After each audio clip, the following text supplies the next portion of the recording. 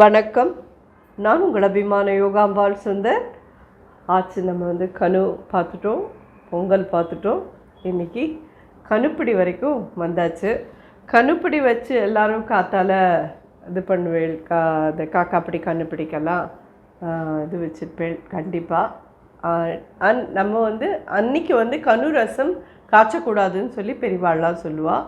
So அதனால் நம்ம அந்த நாளில் ரசம் வைக்க மாட்டோம், சாம்பார் பண்ண மாட்டோம். அதெல்லாம் புளி சேர்ந்த, அதாவது ரசம் சாம்பார் இதெல்லாம் காய்ச்சக்கூடாது, லிக்விடாக இருக்கிறது அப்படின்னு சொல்லுவாள். அதனால இன்றைக்கி நம்ம எல்லாமே கலந்த சாதம் தான். அந்த கலந்த சாதத்துக்கு சுவாமிக்கு ஏதாவது ஒரு ஸ்வீட்டோடு பண்ணணும். ஸோ கல்கண்டு சாதம் எடுத்துட்டுருக்கோம். அதுக்கப்புறமா வழக்கம் போல் தேங்காய் சாதம். நிறைய பேர் தேங்காய் சாதம் பண்ணுவேன். இருந்தாலும் எங்கள் ஆற்றுல எப்பயுமே முதல்ல என்ன இருக்குன்னா தேங்காய் சாதம் தான் இருக்கும். ஸோ தேங்காய் சாதம், புளிஞ்சாதம், புளிக்காய்ச்சல் பண்ணி நாளே எடுத்து வச்சுருவேன். அந்த புளிக்காய்ச்சல் எப்படி பண்ணுறேன் அப்படின்றதையும் காமிச்சிடுறேன். நீங்கள் எல்லோரும் அதை ஸ்டோர் பண்ணி வச்சுருந்து நீங்கள் எப்போ வேணாலும் நீங்கள் எடுத்துக்கலாம், அது ஒன்றுமே பிரச்சனை இல்லை. அந்த புளிக்காய்ச்சல் எப்படி பண்ணுறதுன்னு பார்க்கலாம். அதுக்கப்புறமா ஒரு சித்ரான்னம் ஒன்று, கேரட், பட்டாணி, தேங்காய், எலுமிச்சம்பழம் எல்லாமே போட்டு ஒரு சித்ரான்னம். அப்புறம் இன்னொரு சித்ரான்னம், கொத்தமல்லி, தேங்காய், புளி இதெல்லாம் வச்சு அரைச்சி ஒரு சித்ரான்னம். தயிர் சாதம். ஸோ எலாபரேட்டாக இவ்வளோ இருக்குது. இதை தவிர நம்ம இதுக்கு இந்த சித்ரான்னத்துக்கெலாம் தொட்டுக்கிற மாதிரி ஒரு கடி ஒன்று பண்ணுவேன். அந்த கடியும் பண்ண போகிறோம். ஸோ ஸ்டெப் பை ஸ்டெப் எல்லாமே நீங்கள் பார்க்கலாம்.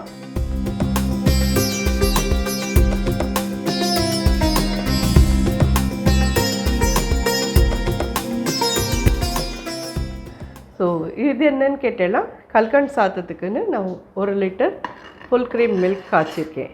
இதில் இது நார்மலாக நம்ம இது பண்ணியிருக்கிற சாதம் தான். ஒன்றும் தண்ணி மட்டும்தான் விட்டு வெடிச்சிருக்கேன். இதை பால்லாம் விட்டு வெடிக்கலை, வெறும் சாதம் இது. இதை இந்த பாலோடு சேர்த்து போட்டு இன்னும் கொஞ்சம் நாழி குழச்சி வெடிச்சுக்கலாம்.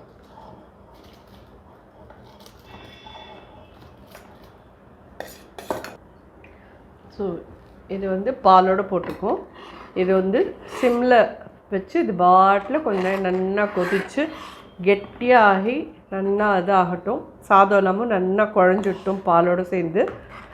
நான் சொன்ன மாதிரி சக்கரை பொங்கலுக்கு வேறு மாதிரி, அக்கார விடுசல் வேறு மாதிரி, ஷீரான்னம் வேறு மாதிரி, கல்கண்டு சாதம் வேறு மாதிரி, எல்லாத்துக்கும் கிட்டத்தட்ட நம்ம பாலில் பண்ணுவோம்.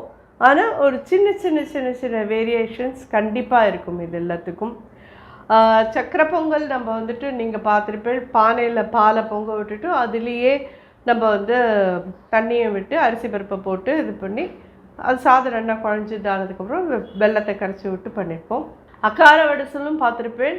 அக்கார வடிசலுக்கு ஃபுல்லாக பால்லையே அரிசியும் பருப்பையும் வேக விட்டு வெளியில் எடுத்தும் பாலை விட்டு தேவையான அளவுக்கு நிறைய நெய்யை விட்டு பண்ணுறது அக்கார வடிசல். அதுக்கு வெல்லத்தை நல்லா கரைச்சி திக்காக அது 1 பங்குக்கு 3 பங்கு வெல்லம் விட்டு பண்ணுறதுங்கிறது அக்கார வடிசல்.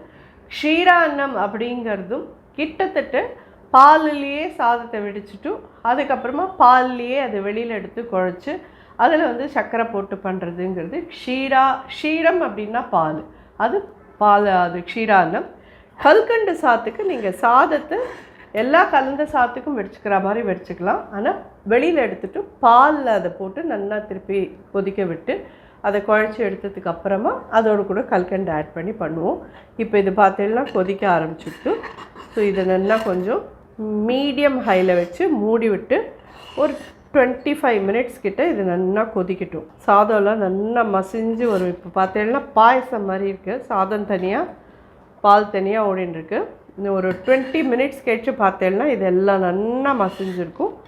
அதுக்கப்புறமா நம்ம கல்கண்டை போட்டு இதை எப்படி பண்ணுறதுன்னு பார்க்கலாம். இது கொதிக்கட்டும், ஒரு 25 மினிட்ஸ் கழிச்சு பார்க்கலாம். ஸோ இது பார்த்தேன்னா நல்லா சாதம் குழஞ்சாச்சு. எப்படி இருக்குது பார்த்தீங்களா?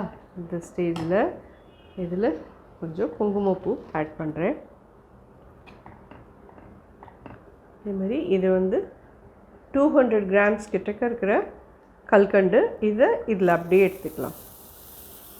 டைமண்ட் கல்கண்டு எடுத்துட்டேன்னா தான் நல்லாயிருக்கும். பெரிய கல்கண்டு எடுத்துக்கிறேன் அப்படின்னு சொன்னால் அதை நல்லா பவுட்ரு பண்ணிவிடுங்க. ஏன்னா அது கரையிறதுக்கே டைம் ஆகும். அதனால் இது 250 grams டைமண்ட் கல்கண்டு எடுத்துட்டேன்னா நன்னாவே இருக்கும், சீக்கிரம் ஆகவும் ஆகிடும். இது கல்கண்டு போட்டப்புறமா இது கொஞ்சம் நீர்த்துக்கும். கல்கண்டோடு கொஞ்ச நாள் இது கொதிக்கணும். ஏலக்காய் பொடி ஒரு 1/2 டீஸ்பூன் கிட்ட போடுறேன். ஒரு ஐடியாவுக்கு நான் இதெல்லாம் இது பண்ணுறேனே ஒழிய, உங்களுக்கு உங்கள் ஆற்றுல என்ன வழக்கமோ உங்கள் ஆற்றுல என்ன பண்ணுவேளோ அதை நீங்கள் பண்ணிக்கலாம். நாம் பண்ணுற அத்தனையுமே நீங்கள் பண்ணணும்னு நான் எதிர்பார்க்கல. இதுலேருந்து ஏதாவது 1-2 நீங்கள் பண்ணினேன்னா கூட இதை பண்ணினேன் மம்மி அப்படின்னு சொல்லி நீங்கள் சொல்லலாம். எனக்கு கொஞ்சம் நீங்கள் என்ன பண்ணினேன்னு நீங்கள் பார்க்குறேன் அப்படின்ற ஒரு சின்ன சந்தோஷம் கிடைக்கும் எனக்கு. ஸோ இது கரையட்டும். கரைஞ்சி கல்கண்டோடு ஒரு 5 minutes கொதிக்கட்டும். இது ஸோ கல்கண்டோடு சேர்ந்து இன்னும் ஒரு 10 நிமிஷத்துக்கிட்ட கொதிக்க விட்டுருந்தேன். நல்லா கொதித்து கல்கண்டெலாம் இதுவாகி இனிஷியலி பார்க்குறச்சே உங்களுக்கு இந்த கன்சிஸ்டன்சி தான் இருக்கும். இது நீங்கள் இது ஆற விட்டேன்னா நல்லா கெட்டியாகிடும். ஸோ அதனால் இந்த கன்சிஸ்டன்சி கரெக்டாக இருக்கும். கல்கண்டு போட்டதுக்கப்புறமா அது வந்து ஒரு 10 நிமிஷத்துக்கு மேலே கொதிக்கணும்னு அவசியம் இல்லை.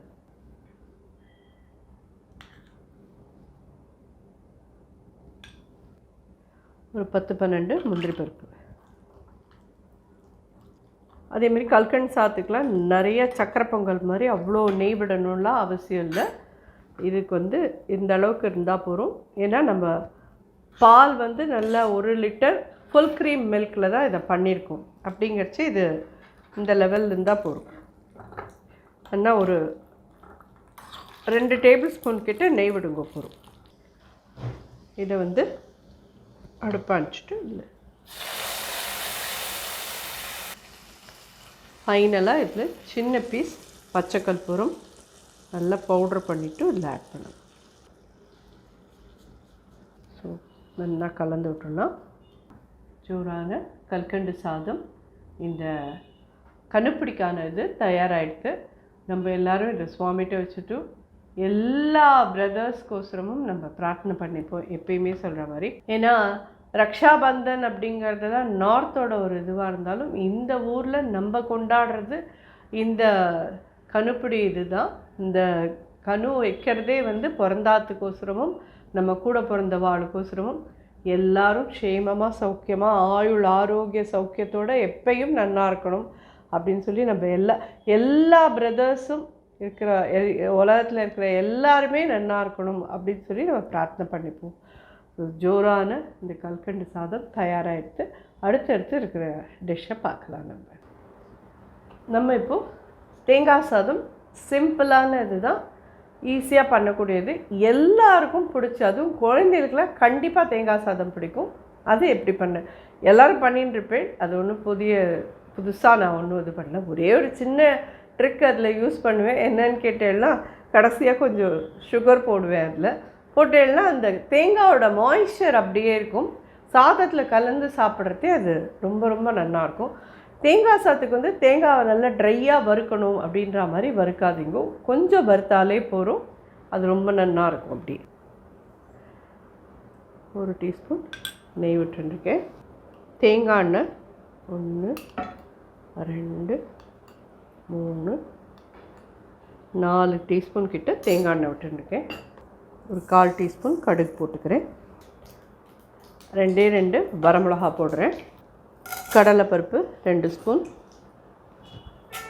உளுத்தம்பருப்பு 2 ஸ்பூன், முந்திரி பருப்பு, இதெல்லாம் உங்களுக்கு எவ்வளோ தேவையோ அவ்வளோ போட்டுக்கலாம். நான் வந்து ஒரு 8 போட்டிருக்கேன். இதில் ஒரு 1/4 டீஸ்பூன் பெருங்காயப்பொடி. இதில் இது கொஞ்சம் காரமாக இருக்கக்கூடாது, கொஞ்சம் இது ஒரு மாதிரி திதிப்பாக இருந்துட்டு கொஞ்சம் ஒரு இதுவாக இருந்தால் தான் நல்லாயிருக்கும். ஸோ நான் 2 பச்சை மிளகா போடுறேன். சின்ன பீஸ் இஞ்சி பொடியாக நறுக்கினது, கருவேப்பிலை,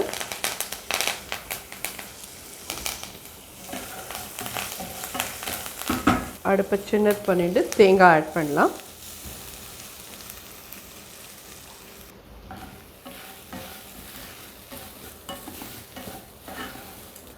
ஸோ ஜஸ்ட்டு ஒரு 4 பெரட்டினாலே போதும். ஒரு 1/2 டீஸ்பூன் கிட்ட சுகர் போடுங்க. ஜோராக இது ரெடி ஆகிடுத்து. இதில் சாதத்தை போட்டு மிக்ஸ் பண்ணிடலாம்.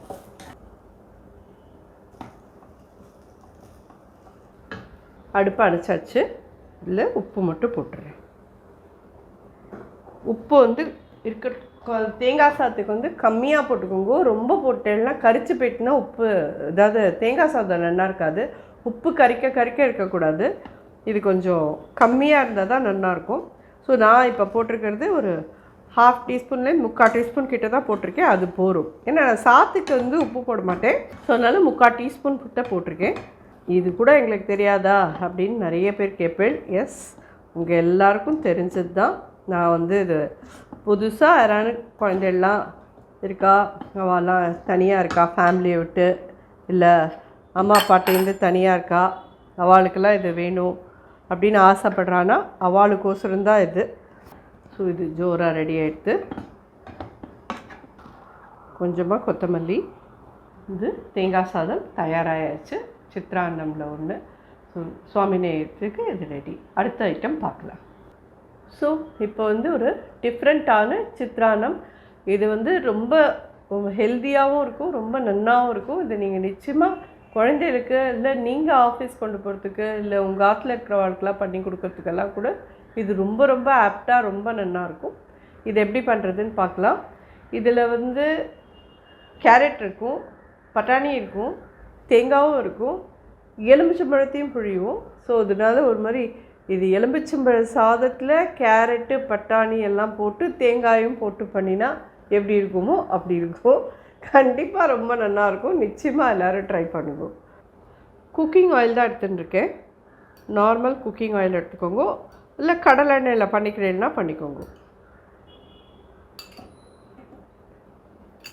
ஒரு 4லேருந்து 5 ஸ்பூன் கிட்ட விட்டுருக்கேன். கடுகு ஒரு 1/4 டீஸ்பூன் போட்டுக்கிறேன். நிலக்கடலை 2 டேபிள் ஸ்பூன். பச்சை நிலக்கடலை இது அப்படியே போடுறேன். இது முன்னாடியே போட்டால் தான் உங்களுக்கு வறுபடும். இதில் 2 டீஸ்பூன் கடலைப்பருப்பு, 2 டீஸ்பூன் உளுத்தம்பருப்பு, 1/4 ஸ்பூன் பெருங்காயப்பொடி, 2 பச்சை மிளகா, ஒரு சின்ன துண்டு இஞ்சி பொடியாக கட் பண்ணது, 1/4 டீஸ்பூன் மஞ்சப்பொடி. சொன்னேன் இல்லை, இது கொஞ்சம் டிஃப்ரெண்ட்டாக இருக்கும். எலுமிச்சம்பழ சாதம் மாதிரியும் இருக்கும், தேங்காய் சாதம் மாதிரியும் இருக்கும், கேரட் ரைஸ் மாதிரியும் இருக்கும். கருவேப்பிலை, ஒரே ஒரு வரமிளகா போட்டிருக்கேன். திருகி வச்சுருக்குற இந்த கேரட், இது என்னென்னா 2 இத்தனை பெரிய சைஸில் இருக்கிற கேரட், 2 கேரட் திருகி வச்சுருக்கேன். இது பட்டாணி உரித்து வேக வச்சு வச்சுருக்கிறது, இதையும் இதில் ஆட் பண்ணுறேன்.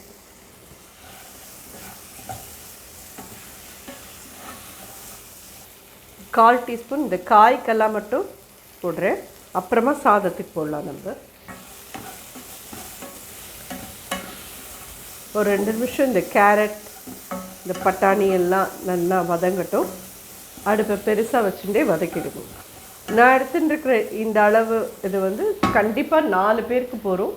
அது கந்த சாதம்ன்றதே நம்ம எல்லாம் 2-3 சாதம் சாப்பிட்றதே கொஞ்சம் கொஞ்சம் எல்லாருக்கும் இவ்வளோ எடுத்துட்டாலே பெரிய விஷயம். ஸோ நீங்கள் இதை தனியாக டிஃபன் பாக்ஸ்க்கு எடுத்துக்கிறேன் அப்படின்னு சொல்லி சொன்னால் 2 பேர் நீங்கள் இதை ஷேர் பண்ணி எடுத்துன்னு போகலாம்.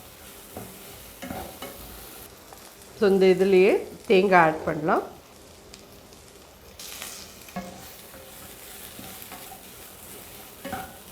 ரொம்ப வதக்கணும்னு அவசியம் இல்லை. தேங்காய் போட்ட பிறகு நல்லா ஒரு 2 மினிட்ஸ் இதை வதக்கிட்டு சாதம் போட்டு கலந்துடலாம். இதில் சாதம் ஆட் பண்ணுறேன். இது சாதத்துக்கிட்ட உப்பு போடல, இதுக்கு வந்து ஒரு 1/2 டீஸ்பூன் போடுறேன். அடுப்பை அணைச்சிட்றேன். கொத்தமல்லி தூவிக்கலாம். ஒரு பெரிய மூடியில் ஒரு அரை மூடி எடுத்துட்டுருக்கேன்.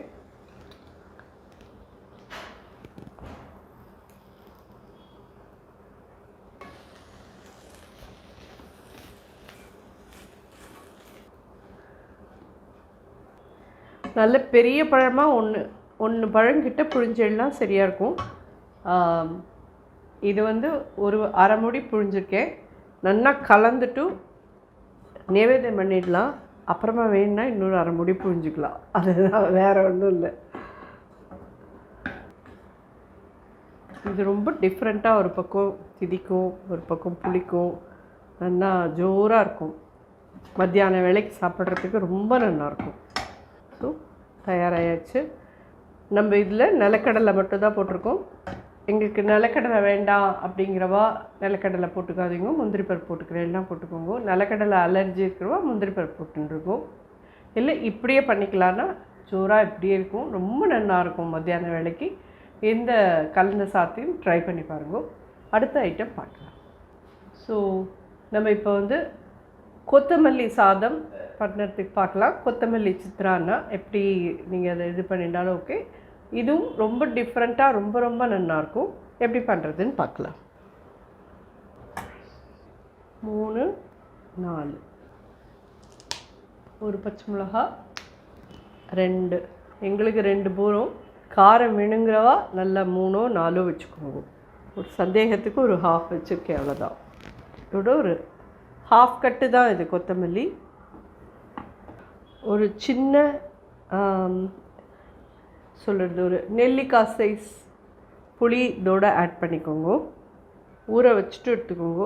நல்லா அரைக்கிறச்சே நல்லா அதுவாக இருக்கும். ஒரு 1/4 டீஸ்பூன் சீரகம், சின்ன பீஸ் இஞ்சியும் இதில் ஆட் பண்ணுறேன். இது எல்லாத்தையும் கொஞ்சமாக தண்ணி விட்டு கரன்னு அரைச்சின்னு வந்துட்டு அதுக்கப்புறம் பார்க்கலாம். நல்லெண்ணெய் விடுறேன்.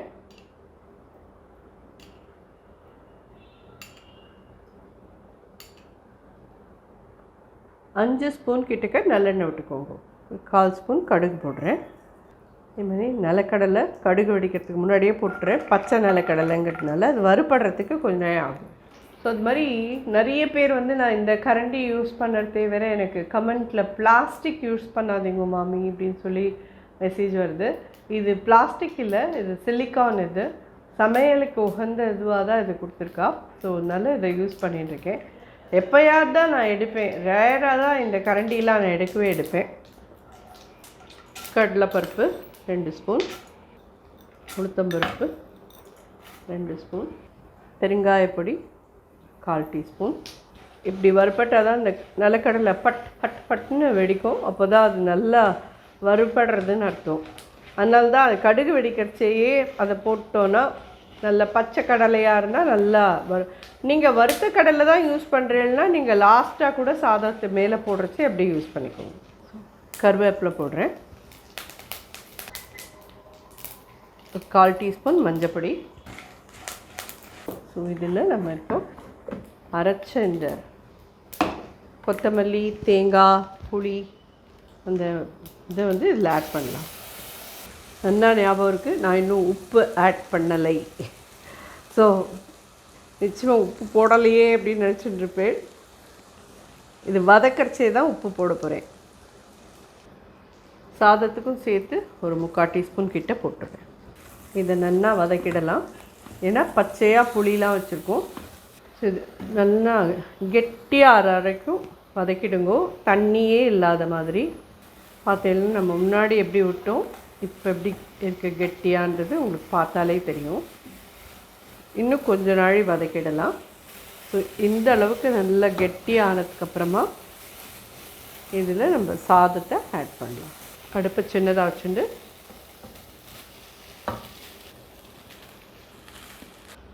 நல்ல கொத்தமல்லி வாசனையாக நல்ல ஒரு புளியோட புளிப்போட நல்லெண்ணெயோட ரொம்ப ஜோராக இருக்கும் இந்த சாதமும். கண்டிப்பாக எல்லோரும் ட்ரை பண்ணுங்க.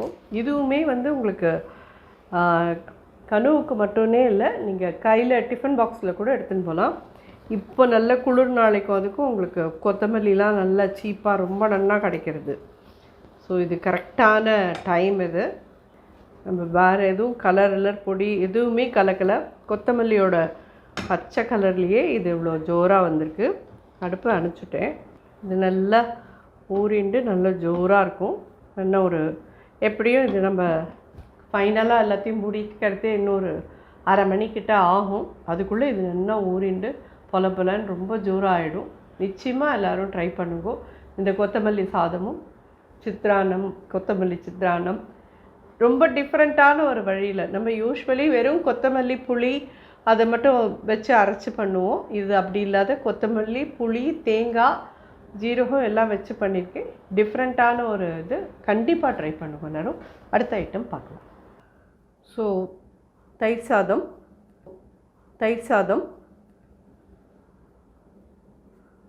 1/2 டீஸ்பூன்லேருந்து 3/4 டீஸ்பூன் போட்டுக்கோங்க. நல்லா குழச்சலாக சாதம் வச்சுக்கோங்க. தயிர் சாதம் பிசை தெரியாதவா நிச்சயமாக இல்லை. அது ஆனால் ஒருத்தர் ஒரு மாதிரி இது பண்ணுவேன். அது அப்படியே விரையாக இருந்து சாதம் பிசைகிறத விட தயிர் சாதம்ன்றது நல்ல உருவமே இல்லாத நல்லா பிசைஞ்சு அதில் பாலையும் விட்டு தயிரையும் விட்டு பிசைஞ்சிட்டு அதில் கொஞ்சம் வெண்ணெயும் போட்டு பிசைஞ்சேன்னா பிரமாதமாக இருக்கும். நம்ம இன்றைக்கி வெண்ணெயெல்லாம் போடலை, நார்மலாக தான் பண்ணுறோம். காய்ச்சி ஆற வச்ச பால் இது.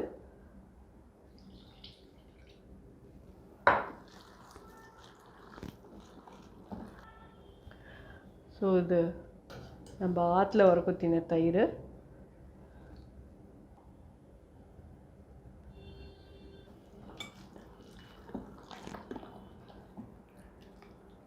தயிரை எடுத்து தயிர் சாதம் பண்ண தெரியாதவா இல்லை. இதில் இப்போ தாளிச்சு கொட்ட போகிறேன், அவ்வளோதான், வேறு ஒன்றுமே இல்லை. கடுகு, பச்சை மிளகா, இஞ்சி, கொத்தமல்லி, கருவேப்பிலை தாளிச்சு கொட்ட போகிறேன். நான் சுவாமி நைவேத்தியத்தில் எப்பயுமே உளுத்தம்பருப்பு தாளித்து கொட்டி சுவாமிகிட்ட வைக்க மாட்டேன். தயிரும் உளுந்தும் சேர வேண்டாம்ன்றது ஒரு இது. அதனால நான் இதில் உளுத்தம்பருப்பு தாளித்து கொட்ட மாட்டேன். பிடிச்சவா கண்டிப்பாக நீங்கள் உளுத்தம்பருப்பும் தாளித்து கொட்டுக்கோங்க. ஏன்னா தயிர் சாதத்தில் நிறைய பேருக்கு வெடுக்குன்னு கடிப்படுறது ரொம்ப பிடிக்கும். நீங்கள் தேவைப்பட்டவா போட்டுக்கோங்க. அதே மாதிரி இதில் திராட்சைப்பழம், மாதுளம்பழம் இதெல்லாத்தையும் நீங்கள் கட் பண்ணி போட்டுக்கிறதெல்லாம் போட்டுக்கலாம். இதிலேயே நீங்கள் முந்திரி பருப்பும் போட்டுக்கிறதெல்லாம் போட்டுக்கலாம். உங்களுடைய சௌகரியம் போல் இதை நீங்கள் எப்படி வேணுனாலும் நீங்கள் ட்ரெஸ்ஸிங் பண்ணிக்கலாம் இதில். ஸோ இதில் தாளித்து கொட்டலாம். இப்போ இஞ்சி பொடியாக கட் பண்ணி இதில் தயிர் சாதத்தில் அப்படியே ஆட் பண்ணுறேன். கொத்தமல்லி, நல்லெண்ணெய் ஒரு ஸ்பூன் எடுத்துட்டுருக்கேன். கடுகு ஒரு 1/2 டீஸ்பூன் கிட்ட போட்டுக்கோங்க. அதேமாதிரி பெருங்காயப்பொடி ஒரு 1/2 டீஸ்பூன் கிட்டக்க தயிர் சாத்து மேலே வச்சுக்கோங்க. பச்சை மிளகா ஒன்று பொடியாக கட் பண்ணது, ஒரே ஒரு வரமிளகா, ரெண்டையும் போடுறேன். தயிர் சாதத்தில் இந்த பெருங்காயம் போட்டிருக்கோம் இல்லையா, அதுக்கு மேலேயே போட்டுருக்கோம்.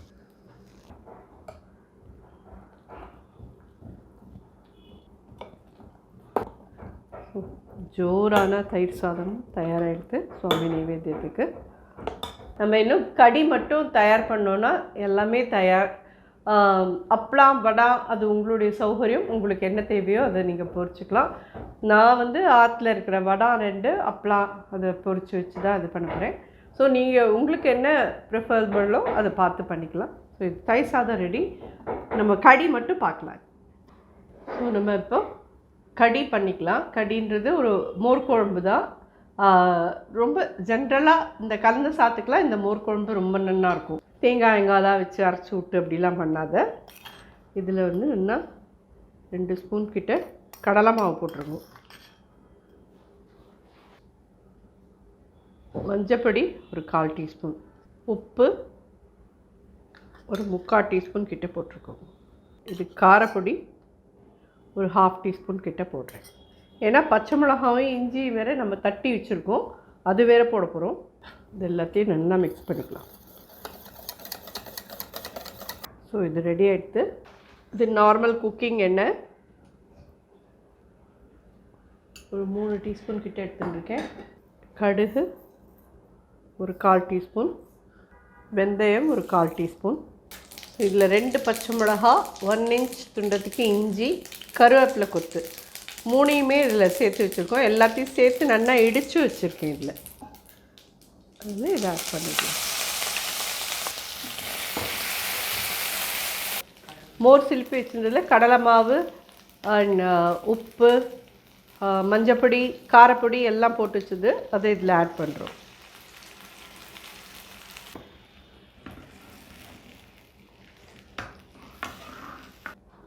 ஒரு 1/4 டீஸ்பூன் சர்க்கரை போட்டுக்கோங்க. நல்லா ஒரு கொதி வந்தது, இதை அணைச்சிடலாம். ஸோ ஒரு 2 நாளாக நம்ம நிறையா பருப்பு நிறையா இதெல்லாம் சேர்த்துருப்போம். ஸோ இந்த மாதிரி கலந்த சாத்தோடு கூட இந்த மாதிரி ஒரு மோர் குழம்பு இன்ஸ்டெட் ஆஃப் அவியல் நம்ம இந்த கடியை பண்ணி சாப்பிட்டோன்னா அதுக்கு முன்னடிக்காமையும் இருக்கும், கலந்த சாத்துக்கெல்லாம் தொட்டுக்கிறதுக்கு. அட் த சேம் டைம் ரொம்ப டேஸ்டியாகவும் இருக்கும். இது ஹெவியாகவும் ஃபீல் ஆகாது. இப்போ தேங்காய் வெங்காயம்லாம் வச்சு இது பண்ணோன்னா அது ஹெவியாக இருக்கும் இல்லையா, அப்படி இல்லாத இது என்ன கடலை மாவு போட்டிருக்கிறதுக்கு அதுக்கும் கடலை மாவோட வாசனை போகணும். நல்லா கொதிக்க விட்டு தான் எடுக்கணும். இந்த மோர்க்குழம்பு மட்டும் நல்லா கொதிக்கணும். ஏன்னா இதில் கடலை மாவு கலந்துருக்கோம் நம்ம, அதனால் பார்த்தீங்கன்னா நல்லா கொதிச்சுன்னு இருக்குது. ஜஸ்ட் ஒரு ஃபியூ மினிட்ஸ் நல்லா கொதிக்க விட்ருங்க. இது இந்த மாதிரி இது நல்லா கொதிச்சதுக்கப்புறமா இதில் ஃபைனலாக பார்த்தீங்கன்னா இப்படி இருக்கும். மேலே கொத்தமல்லி போட்டு இந்த பரமாரினெல்லாம் ரொம்ப ஜோராக இருக்கும். ஸோ ஜோரான கடியும் தயார், எல்லாம் ரெடி ஆகிடுது. இப்போ எல்லாருக்கும் பிடிச்ச புளிக்காய்ச்சல், புளி சாதத்துக்கு உண்டான இந்த புளிக்காய்ச்சல் எப்படி பண்ணுறதுன்னு பார்க்கலாம். இதுக்கு ட்ரையாக ஒரு பவுடர் பண்ணிக்கணும். அந்த பவுடரை பண்ணி நீங்கள் வச்சுட்டு இப்போ பண்ணுற புளிக்காய்ச்சல்லையும் கொஞ்சம் போட்டுட்டு சாதம் பிசையிட்டு அந்த பவுடரை கொஞ்சம் கொஞ்சம் போட்டு பிசைஞ்சேன்னா கோவில் புளியோதரை மாதிரியே அப்படியே ரொம்ப ரொம்ப நல்லாயிருக்கும். கண்டிப்பாக புளிக்காய்ச்சலை வச்சுன்னு நிறைய பேர் என்ன மாதிரி இருக்கிறவால நிச்சயமாக சப்பாத்திக்கு தோசைக்கு நான்லாம் புளிக்காய்ச்சலை வச்சுட்டா புளிக்காய்ச்சல் இருக்குன்னா அதோட கூட எது வேணாலும் சாப்பிட்டுருப்பேன், அவ்வளோதான். அந்த மாதிரி நிறைய பேருக்கு பிடிக்கும். ஸோ நீங்கள் ஒன்ஸ் இதை பண்ணி வச்சுட்டேன்னா உங்களுக்கு கனு அன்னைக்கு நீங்கள் புளிஞ்சாங்க கலந்தாலும் அதுக்கப்புறம் நீங்கள் ஃபர்தராக நிறையா யூஸ் பண்ணிக்கலாம் இதை. ஸோ ஸ்டெப் பை ஸ்டெப் இப்போ நம்ம எப்படி இதை பண்ணுறோன்றதை பார்த்துடலாம். இதுக்கு ட்ரை பவுடர் ஒன்று எடுத்துக்கலாம். அதுக்கு 4-5 மிளகா போட்டுருக்கேன். நிலக்கடலையும் 2 ஸ்பூன் ட்ரையாக வறுக்கணும். வெந்தயம் ஒரு 1/4 டீஸ்பூன் கிட்ட வறுத்துக்கோங்க. மிளகு ஒரு 1/2 டீஸ்பூன் போட்டுக்கோங்க. இப்போ இதில் 1 ஸ்பூன் தனியா, 1 ஸ்பூன்லேருந்து 1.5 ஸ்பூன் வரைக்கும் போடுவோம். அதே மாதிரி வெள்ளை எள் 1 2 3 3.5 டீஸ்பூன் கிட்ட போட்டுக்கோங்க. வெள்ளை எள் அவசியமா அப்படின்னு கேட்பேன். போட்டேன்னா அந்த புளிக்காய்ச்சல் கொஞ்சம் டிஃப்ரெண்ட்டாக ரொம்ப நல்லாயிருக்கும். உங்களுக்கு வேண்டாம் அப்படின்னு சொன்னீங்கன்னா அதை எடுத்துருங்கோ. சில பேர் எங்களுக்கு எள்ளு சாப்பிடக்கூடாது அப்படி இப்படின்னு சொல்லுவேன். நீங்கள் உங்களுடைய இது வேண்டான்னா நீங்கள் எடுத்துருங்கோ. ஆனால் அது இருந்ததுன்னா அது ஒரு வாசனை, அது ஒரு தனி ஒரு டேஸ்ட்டு. இதை ட்ரையாக ரோஸ்ட் பண்ணிக்கலாம். இது ஆற விட்டு பொடி பண்ணணும். நம்ம அப்படியே சுட சுட நம்ம வறுத்த கையோடு போட்டு பொடி பண்ணாதீங்க. நம்பர் 1. நம்பர் 2, பொடி பண்ணுறச்சே மிக்சியை ஃப்ரன்னு கண்டினியூஸாக ஓட விடாதீங்க. பல்சஸ் கொடுத்து கொடுத்து கொடுத்து கொடுத்து இதை பவுடர் பண்ணுங்க. ஏன்னா கடலையில் இருக்கிற எண்ணெய், எள்ளில் இருக்கிற எண்ணெய் ரெண்டும் வெளியில் வந்துட்டுன்னா அப்புறம் ஒரு மாதிரி மூட்டை கட்டிண்டா மாதிரி இருக்கும். வெந்தயமும் கலர் மாறணும், கடுகும் வெடித்து முடிக்கணும், நிலக்கடலை எல்லாமும் நல்லா வறுபடணும். மிளகாவத்தலும் நீங்கள் பவுடர் பண்ணுறதுக்கு தகுந்த மாதிரி வறுபட்டுருக்கணும். ஸோ இது தயாராகிடுது. உங்களுக்கு கடலை பட்டக் பட்டக்குன்னு வெடிக்கிற சத்தம் கேட்கும். முன்னாடி எள்ளு வெடித்த சத்தம் கேட்கும். இப்போ கடலை நல்லா வறுபட்டுருக்குன்னு அர்த்தம். வெந்தயம் உங்களுக்கு பார்த்தாலே தெரியும் கலர் மாதிரி இருக்குது. ரொம்ப கருத்து போயிடக்கூடாது, கருத்து போச்சுன்னா கசப்பு வந்துடும். ஸோ இந்த மாதிரி கோல்டன் ப்ரௌனாக வறுக்கணும், அவ்வளோதான். டூ மச் ஆஃப் இன்ஸ்ட்ரக்ஷன் நினச்சிக்காதீங்கோ. நீங்கள் பண்ணுற டிஷ் நல்லா வரணும் உங்களுக்கு அப்படின்ற ஒரே ஒரு ஆசையில், பேராசை தான் அது, நான் இல்லைன்னு சொல்ல. ரொம்ப அதனாலேயே நான் பேசுகிறேன். நீயே லொடன்னு பேசுகிறேன்னு நிறைய பேர்கிட்டேருந்து வருது. இருந்தாலும் நம்ம சொல்கிற இன்ஸ்ட்ரக்ஷனை கரெக்டாக சொல்லணும் அப்படிங்கிற ஒரு என்ன சொல்கிறது, சின்சியாரிட்டி கோசரம்னே வச்சுக்கோங்களேன். ரொம்ப சின்சியர் சிகாமணியாக தான் இருக்கு நீ அப்படிங்கிறலா. ஸோ இதை நல்லா வறுத்துட்டோம், ஆறட்டும். ஆறுனதுக்கப்புறம் இது நம்ம பவுடர் பண்ணலாம். அதுக்கப்புறம் புளிக்காய்ச்சல் பண்ணிடலாம். இப்போது அடுப்பை அணைச்சிட்டேன். கம்ப்ளீட்டாக இது ஆறுனப்புறம் பவுடர் பண்ணலாம். ஸோ நம்ம இப்போ புளிக்காய்ச்சல் பண்ண ஆரம்பிக்கலாம். அந்த புளிக்காய்ச்சலுக்கு வேணுங்கிற பவுடரை ரெடி பண்ணிட்டோம். புளிக்காய்ச்சலுக்கு ரெடி பண்ணிக்கலாம். நான் எவ்வளோ புளி எடுத்திருக்கேன்றது காமிக்கணும்ல. நல்ல ஒரு பெரிய எலுமிச்சம்பழம், அதாவது சின்ன சாத்துக்குடி அப்படின்னு வேணாலும் சொல்லிக்கோங்க, அந்த அளவுக்கு எடுத்து இது பண்ணியிருந்தேன். பாருங்க, நல்ல சக்கையாக புழிஞ்சு எடுத்துகிட்டு நல்லா ஒரு 2-3 கப்பு தண்ணி விட்டு நல்லா இது பண்ணி எடுத்தாச்சு. ஸோ இதில் இப்போது ஒரு 4 டேபிள் ஸ்பூன் கிட்டக்க நல்லெண்ணெய் விடுவோம். 1 டீஸ்பூன் கிட்ட கடுகு போடுறேன். 10-15 மிளகா வத்தல் போடுவோம். நல்லா ஒரு 2 டேபிள் ஸ்பூன் கடலைப்பருப்பு, ஒரு 2 டேபிள் ஸ்பூன் நிலக்கடலை. இதில் ஜஸ்ட்டு 2 டேபிள் ஸ்பூன் போட்டேன்னா போகிறோம். அப்புறமா சாதம் கலக்கிறதுக்கு முன்னாடி உளுத்தம்பருப்பையும் நிலக்கடலையும் ஃப்ரெஷ்ஷாக வறுத்து சாதத்தில் போட்டு கலந்தேன்னா அது வந்து கிறிஸ்பியாக ரொம்ப ரொம்ப நல்லாயிருக்கும். ஸோ இதில் வந்து நல்லா ஒரு 1 டீஸ்பூன் கிட்ட நான் பெருங்காயப்பொடி போட்டேன். அதே மாதிரி 1 டீஸ்பூன் மஞ்சப்பொடி. அடுப்பை சின்னதாக வச்சுக்கோங்க, சின்னதாக வச்சுன்னு பண்ணுங்க. கருவேப்பிலை ஒரு ஹேண்ட்ஃபுல்.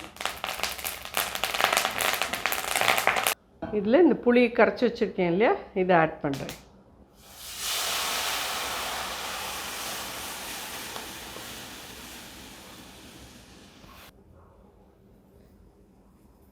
ஒரு டீஸ்பூன் 2 டீஸ்பூன் கிட்டக்க உப்பு போட்டேன்.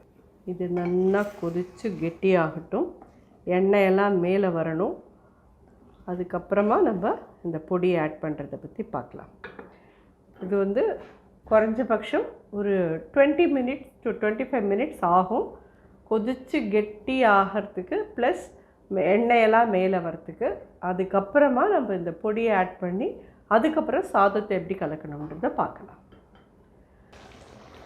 இதெல்லாம் நம்ம எப்படி கெட்டியாக தெரியுறதா உங்களுக்கு? இந்த ஸ்டேஜில் இது ஆப்ஷனல், வேண்டானா போடாதீங்க. ஒரு சின்ன பீஸ் வெல்லம் போடுறேன். ட்ரையாக ரோஸ்ட் பண்ணி வச்சோம் இல்லையா, அந்த பவுடர் அது இதில் ஆட் பண்ணிக்கலாம். அதுலேயுமே கொஞ்சம் நிறுத்தி வச்சுருக்கேன், அது சாதத்து மேலே போடுறதுக்கு. இந்த பவுடரை போட்டு ஒரு ஃபியூ மினிட்ஸ் இது கொதிக்கட்டும், எண்ணெயெல்லாம் மேலே வரட்டும். இது ரெடி ஆகிடுது, அவ்வளோதான். வாசனை இங்கே அப்படியே ரொம்ப அபாரமாக அவ்வளோ நல்லா இருக்குது. கண்டிப்பாக இந்த மெத்தடில் எல்லோரும் ட்ரை பண்ணி பாருங்க. இது மாதிரி எண்ணெயெல்லாம் மேலே வந்துடுச்சுனாலே போதும். ஸோ இதுலேருந்து நம்ம கொஞ்சம் புளிக்காய்ச்சல் எடுத்து வச்சிடலாம். அடுப்பை அணைச்சிடுறேன். இதில் இப்போ உதிரி உதிரியான சாதத்தை போட்டுக்கோங்க.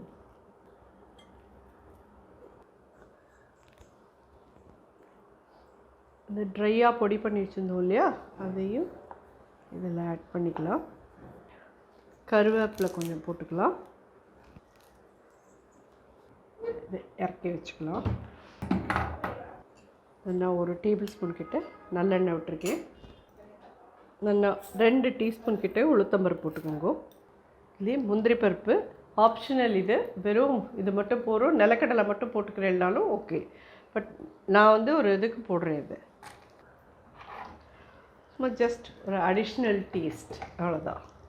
நான் மேலே போட போகிற நிலக்கடலை வந்து வறுத்த நிலக்கடலை அது இருக்குது. அதை நான் அப்படியே மேலே போட்டு சாதத்தை கலந்தேன்னா சரியாயிடும். அடுப்பை அணைச்சிடுறேன். இது வறுத்து போடுறதுமே நீங்கள் வந்து நல்லெண்ணெயில் பண்ணுங்க.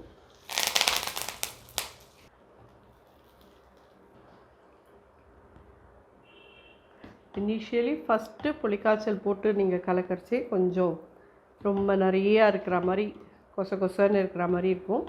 நாழியாக நாழியாக சாதம் எல்லாத்தையும் இழுத்துண்டு நல்லா உதிரி உதிரியாக ஆகிடும். இது